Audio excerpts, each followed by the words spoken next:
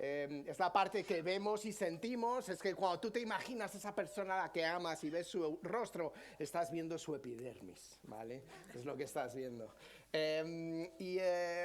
Es una parte del cuerpo que eso, aunque parece que está estática, está en continuo crecimiento, en un proceso continuo de renovación, de muerte y vida. Células viejas que mueren y se desprenden, células nuevas en las capas interiores que van creciendo, produciéndose y van yendo hacia la superficie. De hecho, desde que he empezado esta ilustración, cada uno de vosotros habéis perdido entre 30 y 40.000 células muertas. Se han desprendido de vuestro cuerpo. Y a lo largo de vuestra vida, todos más o menos perdemos como 18 kilos de piel. ¡Qué asco! ¡Qué asco! Imagínate un cubo con toda tu piel. Pues vamos a hablar de un proceso, también un poco así asquerosillo, un proceso espiritual, a través del libro de Ruth, específicamente hablando de Noemí, que la llamaré Ruth múltiples veces durante el sermón, y os pido perdón por adelantado, porque es que me pasa todo el rato, pero estamos hablando de Noemí, y es un proceso espiritual que se llama el arrepentimiento. Y yo creo que a veces el arrepentimiento nosotros lo vemos como la piel, lo vemos estático, ¿no? ¿Tú te arrepientes? ¿Te has arrepentido o no te has arrepentido? ¿Tienes piel o no tienes piel? Pero en realidad es un proceso que comienza en la vida del cristiano y que dura toda la vida hasta que morimos. Es un proceso en el que matamos y nos deshacemos de nuestra naturaleza antigua para dar lugar a que se vivifique la naturaleza de Cristo en nosotros.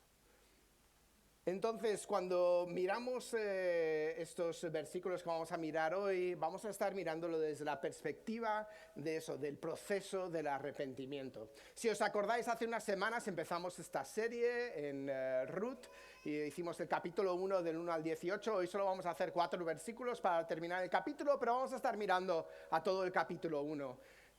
Hablábamos eso hace unas semanas acerca de esta palabra que era Gesed, que si tenéis dudas, no está la diapositiva, es la fidelidad de Dios, fidelidad, misericordia, amor leal, bondad, es un concepto que acapara todas estas cosas. Pues hoy vamos a cambiar a otro concepto que es shuv, que significa volver, ¿vale? No tenéis que aprender el hebreo, no es una clase de hebreo, pero bueno, por si os interesa. Y lo que pasa es que, igual que Gesed es central al libro de Ruth, en el capítulo 1, el volver es un concepto esencial. Esta palabra shuv se utiliza 12 veces en el capítulo 1 y para cualquier lector o probablemente la audiencia que escuchaba esta historia, la audiencia original, les quedaba muy muy claro en el primer capítulo. Vale, entiendo. Es una historia de volver, es una historia de un volver no solo físico de Moab a Belén, pero también de un cambio de dirección del corazón de Noemí, de estar apoyándose en sus propias fuerzas, en su propia inteligencia y en su capacidad de su familia de proveer, a poner su confianza plenamente en Dios. Y eso es lo que es el arrepentimiento, es un cambio de dirección. Es cuando estamos alejándonos de Dios, estamos confiando en nosotros mismos o en lo que nos ofrece el mundo y decidimos dar un cambio por completo. Entonces, si hoy podemos aprender una cosa, espero que aprendamos a identificar un poquito mejor lo que el arrepentimiento genuino es, porque os digo, vamos a leer este pasaje y no vamos a poder ver inmediatamente el arrepentimiento. Vemos amargura, vemos quejas, pero el arrepentimiento no se ve tan claramente, ¿vale? Entonces, para que podamos entender qué es el arrepentimiento, ¿no? Porque yo creo que a menudo pensamos en arrepentimiento y pensamos, oh sí, cuando hago algo mal y me duele la conciencia y estoy triste, es como, no, eso es culpabilidad, es condenación, pero eso no es arrepentimiento, eso es otra cosa. Puede ser parte del arrepentimiento, pero no necesariamente. Encontré una definición que fue la que más me gustó, que es una definición de Juan Calvino, un francés, teólogo, filósofo. ¿Quién iba a saber que podía salir algo bueno de Francia? Pero así es. Dios es poderoso. Esto es testigo de ello. Entonces, El vino. Rioja, Ribera, Francia. El arrepentimiento, dice Calvino, es un proceso que uno comienza con la fe en Dios, dos, continúa con el cambio progresivo del corazón que nos lleva a odiar el pecado como Dios odia el pecado. Es un poco extraño, ¿no? Dios odia, ¿no? Nos suena un poco raro. Dios es amor. Bueno, Dios odia el pecado. Y el arrepentimiento es un proceso del corazón que nos lleva a odiar el pecado como Dios lo odia. Y el cual, tres, siempre lleva a un cambio en nuestras acciones para que se alineen más con el corazón de Dios. Y cuatro, es un proceso que no concluye hasta que nosotros morimos, y es ahí donde no podemos arrepentirnos más porque estamos muertos, y cuando seamos vivificados seremos unos seres un poco distintos, sin necesidad de arrepentimiento en ese momento. Entonces vamos a observar a Noemí en estos versículos y, como os digo, va a ser un poco difícil. Vamos a ver y vamos a decir, esta señora no parece que está muy arrepentida, pero confiad en mí, creo que es verdad. No, es totalmente... Y vamos a leerlo ahora, ¿vale?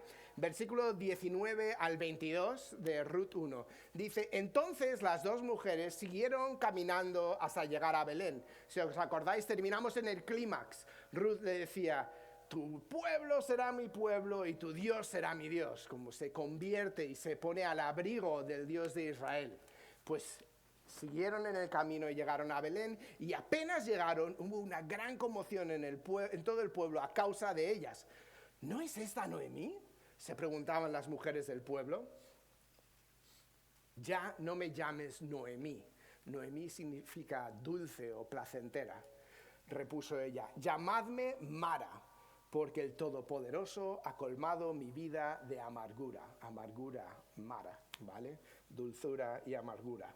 Me fui con las manos llenas, pero el Señor me ha hecho volver sin nada. ¿Por qué me llamáis Noemí? Si me ha afligido el Señor, si me ha hecho desdichada el Todopoderoso. Así fue como Noemí volvió a la tierra de Moab, acompañada por su nuera Ruth la Moabita. Cuando llegaron a Belén, comenzaba la cosecha de la cebada. ¡Wow! Arrepentimiento. Me ha hecho desdichada el Todopoderoso. Es un poco como, ¿no? Pero para los lectores de la historia original, de nuevo os digo que sería algo que es totalmente claro, y espero que podamos ir viendo eso según vamos avanzando. Pero primero es importante que entendamos nosotros también que Noemí y su familia no es que se habían equivocado o no, habían pecado contra Dios, ¿vale?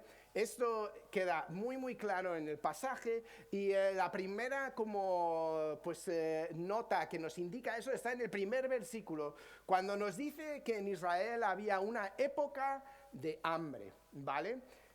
Si os acordáis, la tierra prometida es la tierra que fluye con leche y miel, no es la tierra del hambre, ¿vale?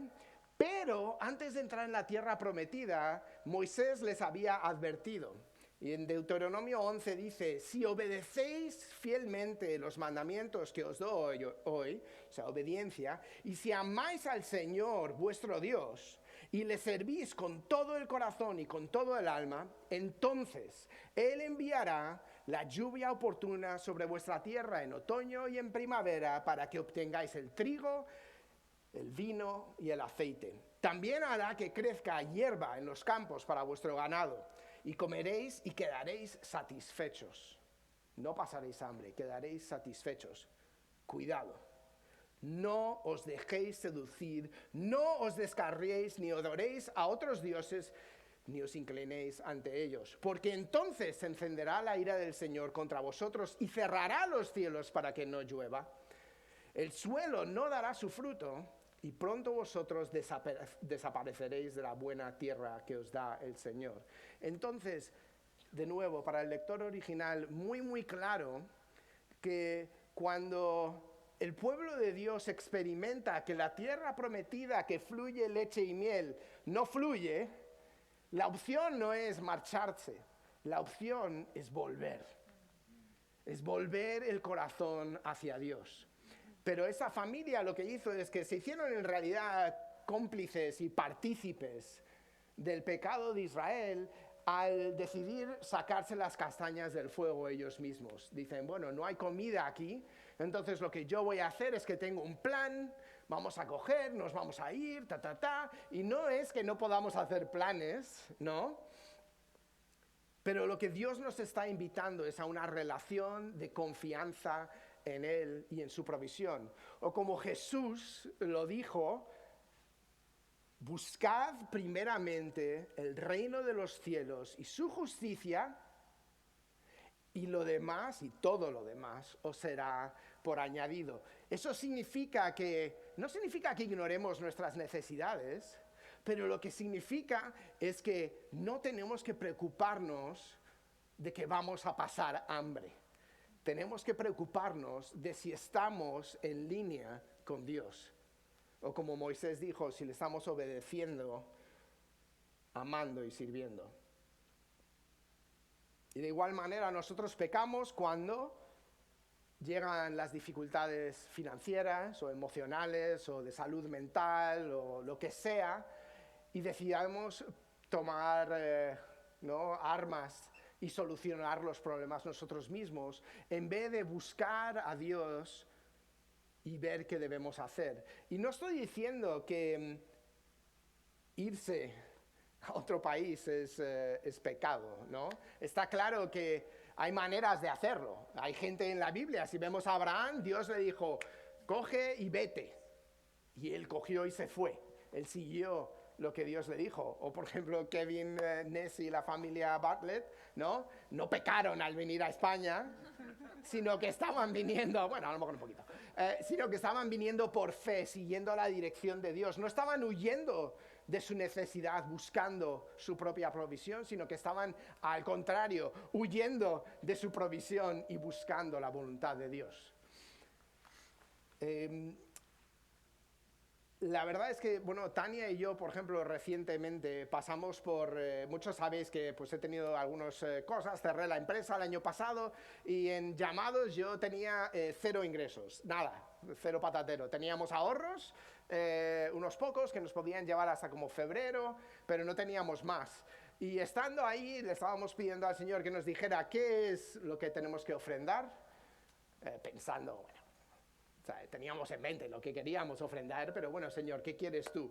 Y me desperté en medio de la noche del, creo que era el sábado o el domingo, no me acuerdo, la noche antes de la ofrenda, y tuve un sueño en que una persona de la iglesia me daba un billete que tenía un número mucho más grande de lo que los billetes de euros tienen,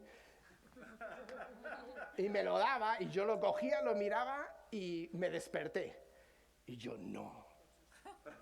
Digo, no puedo, no tenemos suficiente dinero, ¿cómo voy a hacer eso? Lo compartí con Tania, casi me mata, pero después de un rato los dos como nos calmamos y dijimos, bueno, le hemos pedido al Señor y es como teníamos una convicción de que venía de Él y es como, bueno, vamos a poner del lado de las ansiedades, el Señor va a proveer, vamos a dar la ofrenda, vale, damos la ofrenda. De hecho lo decidimos durante la reunión, no fue como en el momento, pasó el día durante la reunión, yo escribí la cantidad. Y luego Tania me dijo, yo tengo fe, ¿tú tienes fe? Y yo, vale, sí, entonces está. Me tuvo que venir David y me dijo, oye, ¿te has equivocado? ¿Okay? Y digo, no, bueno, sí, me equivoqué la primera vez que lo escribí. Pero luego lo que pasó es que no conseguí suficiente trabajo y entonces el dinero se iba acabando y mi meta era para el 31 de diciembre quería tener todos nuestros ingresos cubiertos que necesitamos porque se nos acababa el dinero, pero no habíamos conseguido suficiente y estábamos ahí y Kevin muy amablemente me dijo, mira, antes del 31 de diciembre no hay problema con que os devolvamos el dinero. Y luego si el Señor os da y tal y queréis no pasa nada, pero a lo mejor deberíais coger el dinero. Tania y yo lo hablamos, oramos al respecto y es como, pero ¿cómo podemos coger el dinero de vuelta? Sabemos que el Señor nos dio el sueño, no tenemos duda ninguna de que fue Él. No, es que no podemos coger el dinero de vuelta. O sea, obviamente podemos, literalmente teníamos la oportunidad, pero no sentíamos que tenía coherencia con lo que Dios había puesto en nuestro corazón. Y entonces En vez de hacer lo que nuestra ansiedad y preocupación y los dolores de cabeza que yo estaba teniendo durante esa época por el estrés nos estaban pidiendo que hiciéramos, hicimos lo que pensábamos que era el confiar en Dios, ¿no? Y no pillamos el dinero de vuelta. Y la verdad es que no soy como... Claro, esta contraseña no funciona porque es el iPad de Talia.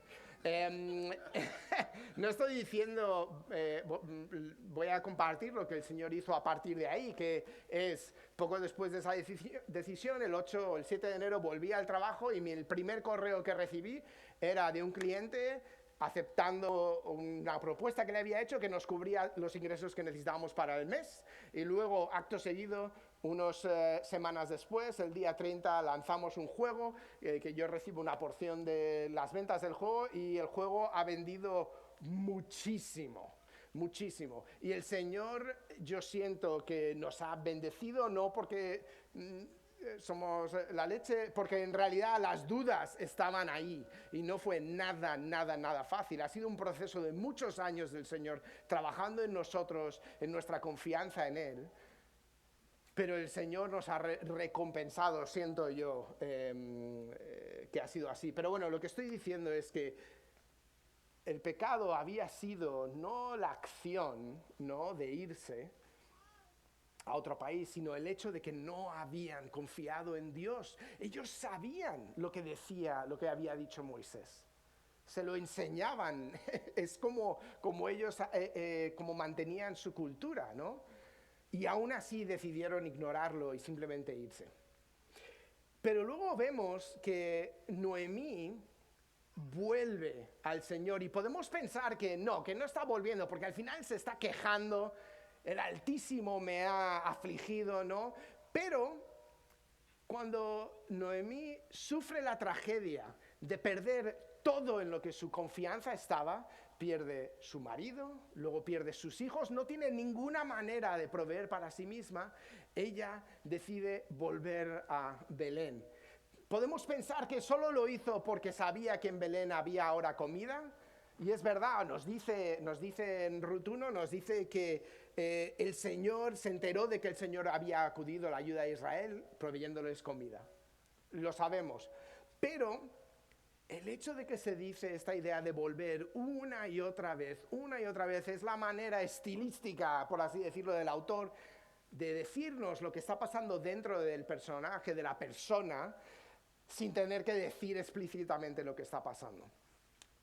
Es como la parábola del hijo pródigo. Si os acordáis, el hijo pródigo le dice a su padre, dame mi parte de mi herencia, yo me piro, se va y vive pues según sus propias decisiones, disfruta de la seguridad de toda esta herencia que ha recibido, hasta que lo agota todo y acaba trabajando en una pocilga con cerdos y deseando comerse las algarrobas de los cerdos. Pero luego dice, volvió en sí y pensó, los siervos en casa de mi padre viven mejor que yo estoy viviendo ahora mismo. Volveré a él, le pediré perdón y me volveré su siervo. ¿Por qué lo hace? Porque su padre es la única persona, la persona más cercana que tiene algo para él, para que él pueda comer. El único en ese tiempo que podía darle un trabajo. Obviamente no. De hecho, él dice, me gustaría comerme las algarrobas, pero nadie se las daba.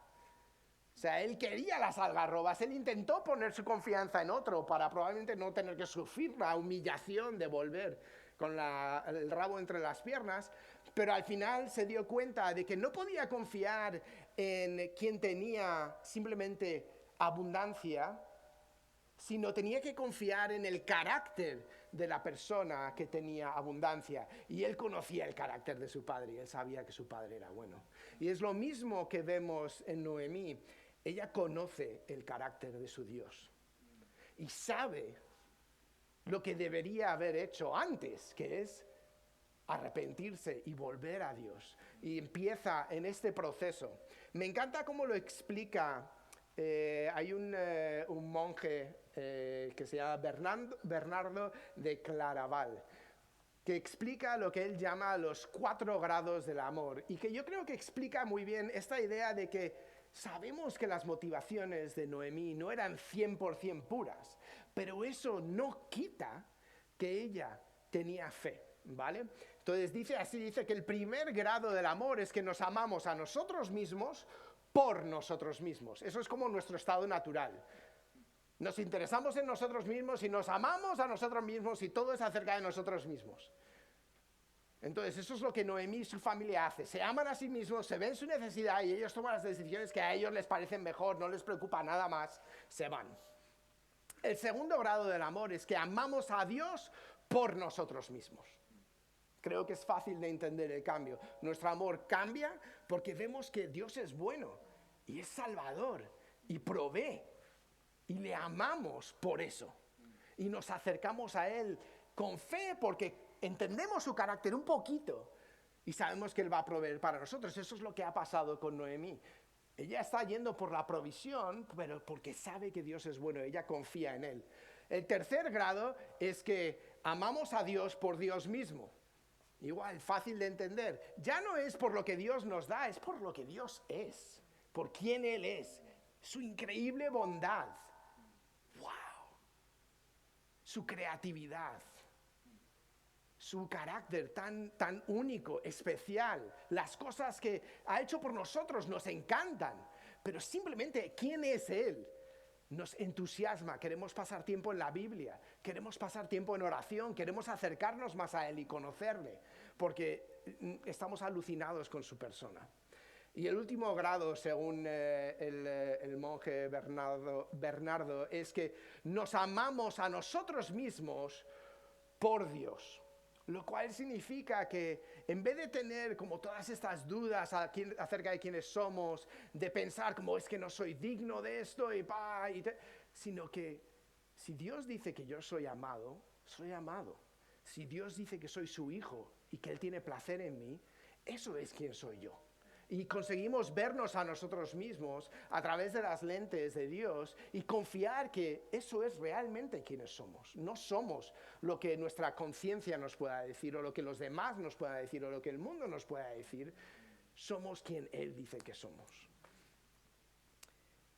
Entonces es importante que entendamos que sí, puede haber en el arrepentimiento unas motivaciones mezcladas, pero eso no quita que lo que es necesario es la fe. Tú puedes arrepentirte sin sufrimiento. Tania, por ejemplo, se convirtió sin haber pasado como un día difícil así en su vida, mientras que yo tuve que pasar por adicción y todo tipo de fracaso antes de acercarme al Señor. Cada uno tenemos una vía distinta y la verdad es que el sufrimiento suele ser parte de, pero no es esencial y necesario.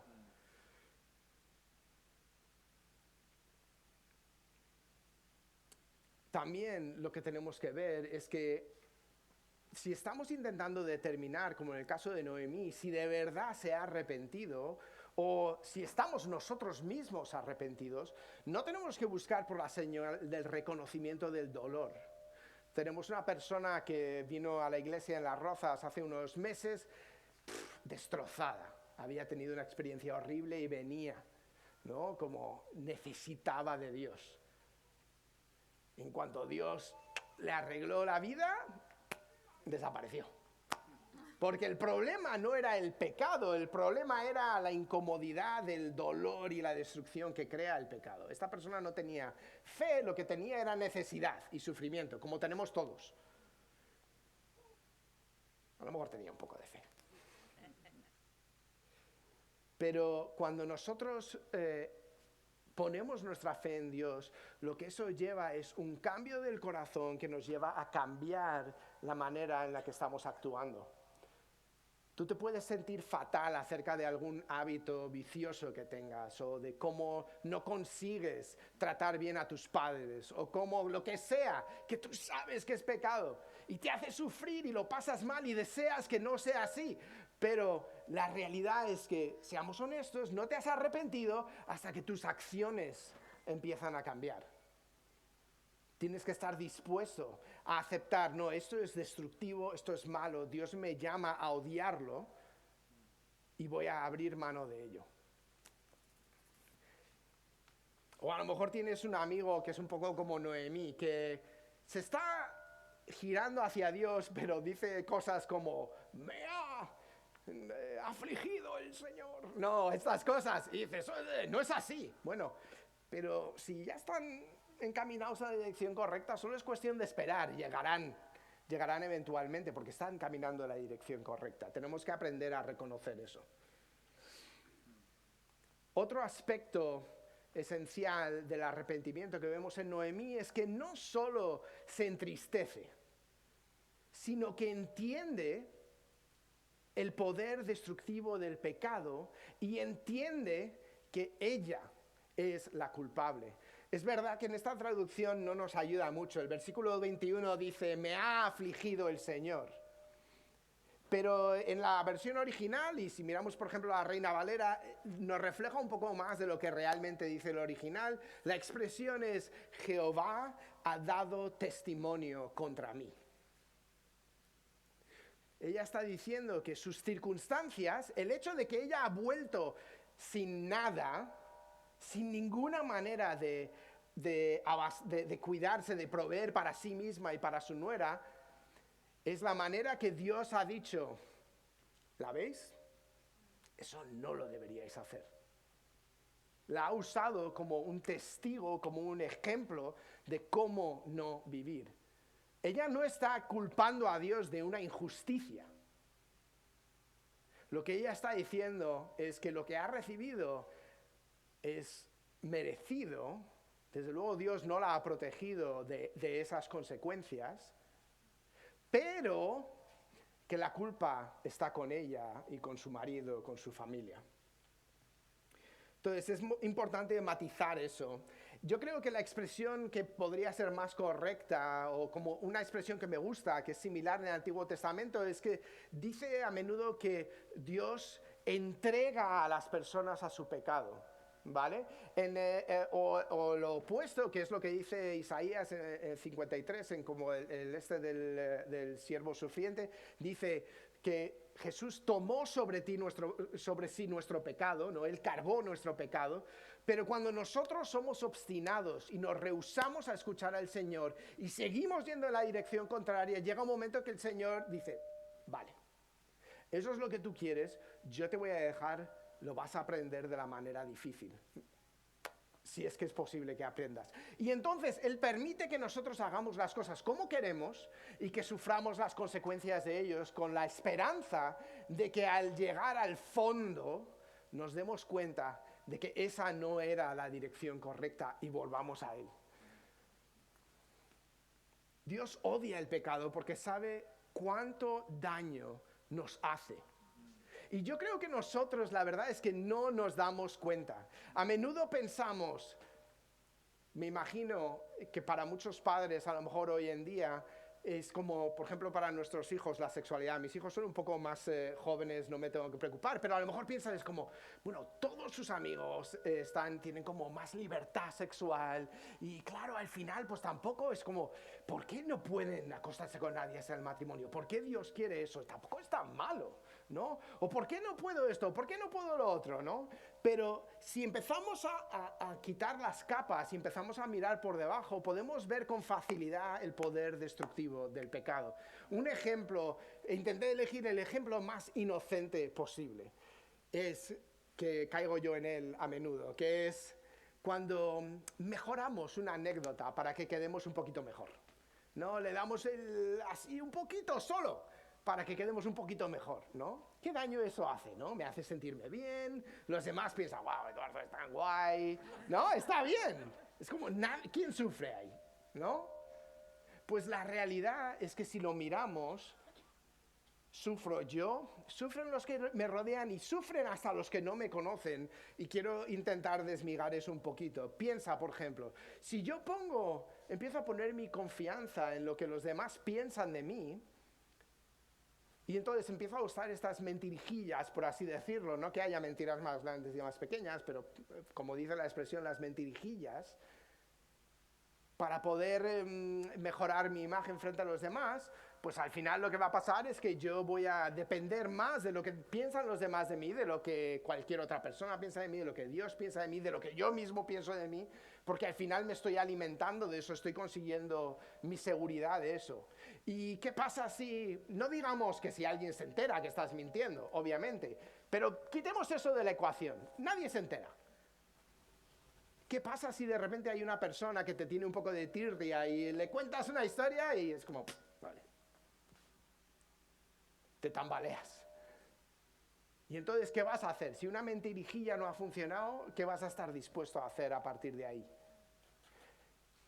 ¿Y qué pasa también si cuando estás embelleciendo las historias, somos muy buenos en notar qué es lo que la gente le atrae o ¿sabes? O piensan que es guay de ti cuando estás contando una historia. Y entonces decidimos que, pues esta cosa que no es bueno para mí o que a lo mejor ni siquiera me gusta, pero ¿sabes qué? Como me da aceptación, pues yo voy a hacer esto. Y empezamos a deteriorar quiénes somos. Como por ejemplo, yo con 14 años empecé a fumar y con 15 a fumar porros. ¿Por qué? Porque había un grupo de bullies, como les llamamos hoy en día en la urba, que me humillaban y me pegaban y me insultaban, venían a la terraza de mi casa, me llamaban, oye Edu, ¿puedes salir? Solo para burlarse de mí y tal. Pero cuando empecé a fumar, ya no se burlaban de mí, yo era guay. Entonces yo me puse a fumar, obviamente. Y luego me costó la tira de años quitarme esa piedra de encima. Pero esas son algunas de las maneras que nos hieren y que nos hace daño el pecado, es el potencial destructivo que tiene. Y también para los demás. Piensa en las personas que de repente escuchan tu mentira, tu historia como actualizada o mejorada de quién eres tú, y empiezan a usar eso como una referencia de cuál es la realidad. Bueno, es que Eduardo ha hecho eso y tal, yo es que nunca podría hacer eso, ¿no? Yo mejor ni siquiera intento meterme por ese, porque yo nunca llegaría a ese nivel. O al contrario, se esfuerzan y se quedan frustrados consigo mismos cuando no consiguen ser como tú. Y en realidad están luchando contra una realidad imaginaria, inventada, que no existe. Y es que de hecho cuando mentimos, alteramos el curso de la vida de las personas en base a algo que no es real y que ellos ni siquiera saben. Hemos alterado su realidad y ellos sufren las consecuencias para el resto de sus vidas. Vale, si tú embelleces una historia un poquito, a lo mejor el impacto no es grande, pero es un ejemplo de cómo cada pecado tiene impacto y tú has impactado a esa persona y esa persona va a impactar a otro y ese a otro y ese a otro. Las ramificaciones de nuestras acciones tienen mucho impacto. Puedes pensar, bueno, pero he visto un poco de pornografía en mi habitación, no pasa nada. O sea, ¿a quién ha molestado? ¿Vale? Sí, sé que es malo para mí, pero ¿a quién ha molestado? Pues piensa en lo que estás perpetuando en esa industria que abusa, se aprovecha de la gente. Estás participando de algo destructivo.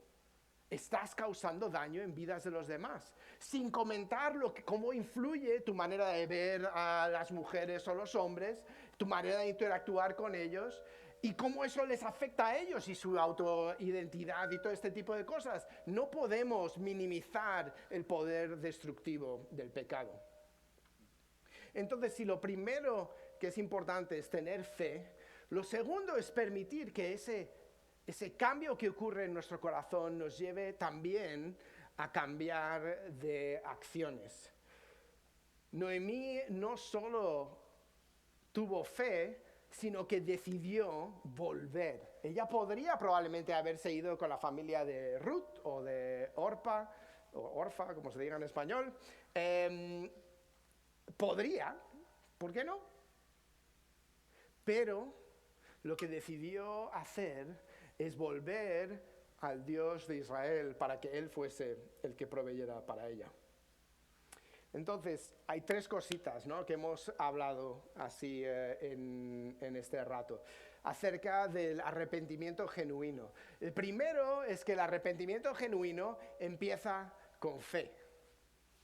Si tú estás sufriendo dolor o consecuencias de tu pecado, de las decisiones malas que has tomado, tienes que darte cuenta que el único bueno y que de verdad desea rescatarte de tu situación es Dios. Noemí no se da cuenta en este momento del todo. Ella se da cuenta que sí, Dios va a proveer para ella, pero ¿sabes qué? Ella dice, me fui llena y volví vacía. Mentira. Se fue llena y volvió con su nuera fiel, que iba a ser la que la iba a rescatar y la iba a meter en los libros de historia. Es la que le iba a dar una descendencia, iba a proveer para ella, es la que la iba a cuidar y animar.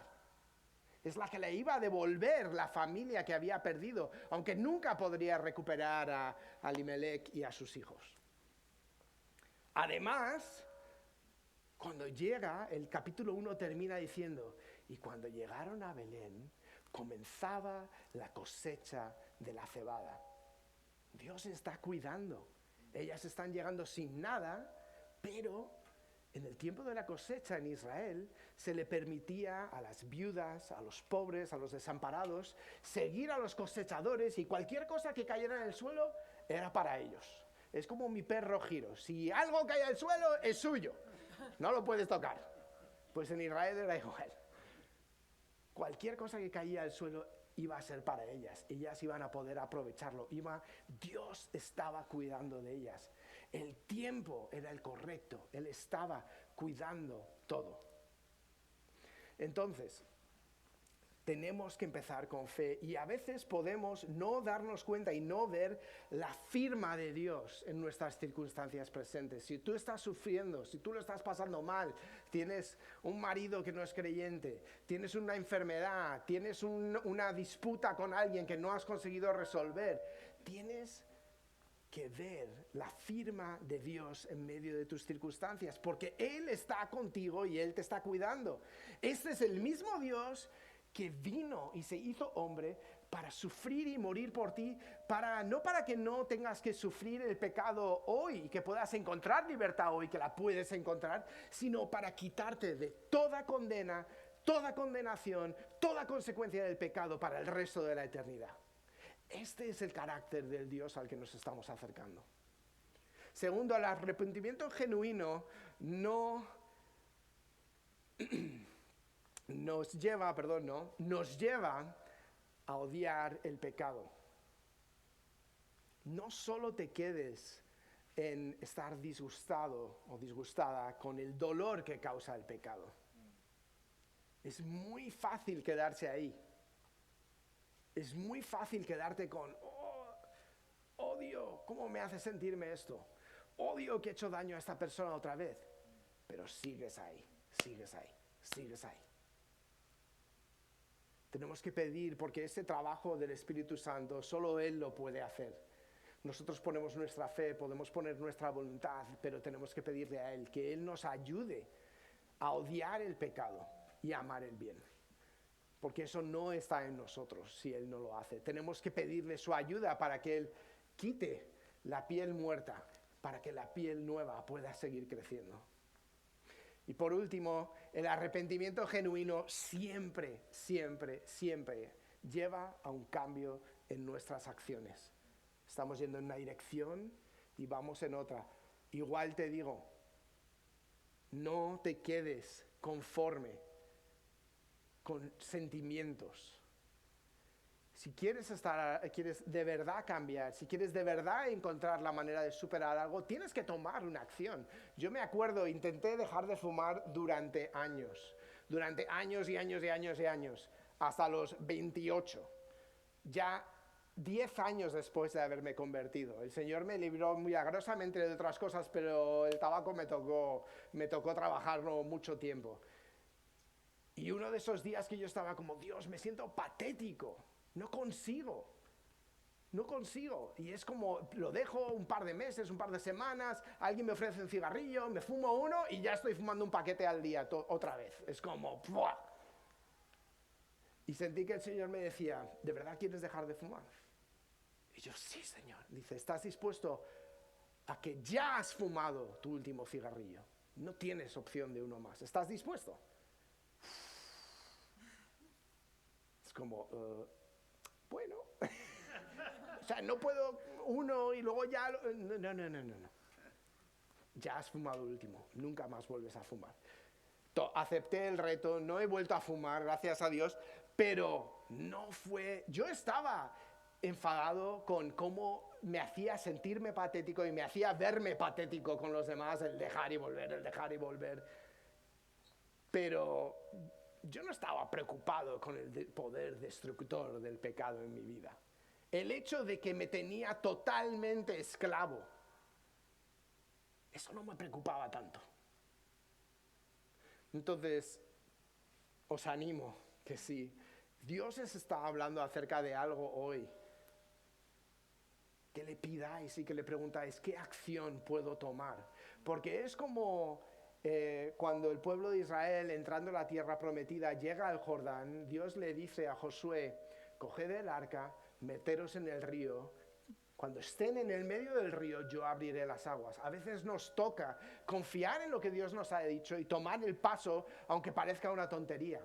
Aunque sintamos que el paso en sí no tiene poder. Porque es verdad, no tiene poder. Se llama fe. Entonces, pregúntale al Señor en qué puedes tomar acción en cuanto a tu pecado en este día que Dios te está hablando. Entonces, voy a orar por nosotros.